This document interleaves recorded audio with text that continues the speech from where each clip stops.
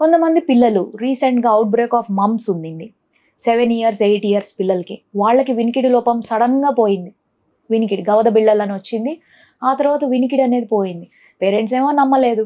ఆ తర్వాత హెడ్సెట్ పెట్టుకొని వాళ్ళు, అమ్మ నాది ఇది పనిచేయట్లేదు, ఇది పనిచేస్తుంది అని చెప్పి చెక్ చేసుకొని వస్తే పేరెంట్స్ తీరా చూస్తే కంప్లీట్ తీవ్రమైన వినికిడి లోపం ఒకవైపు.